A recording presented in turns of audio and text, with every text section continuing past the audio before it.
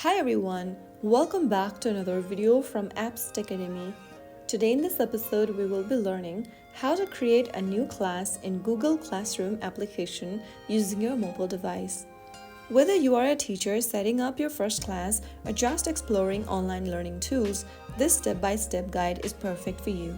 First of all, open up the Classroom application on your mobile device and make sure that you are logged in with your Google account. Once logged in, you'll be able to see the main home page. To create a new class, click on the plus button at the bottom right and click on Create Class. On the next page, go through the terms and conditions and tap on this little square box at the bottom and click Continue.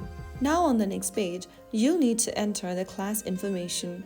Type down the class name, which is mandatory, and then select the section, subject, and room, which is optional. Once done, click on Create at the top right corner. You will then be able to create a new class. You can now enter other information for your class by tapping on the gear icon at the top right corner. Your class code will be generated on the page. You can then use the class code to invite others in the class. So that's how you can easily create a new class in Google Classroom. Now you can start adding assignments, materials, and students to make your class interactive and organized. If you found the video helpful, don't forget to like, share, and subscribe to the channel.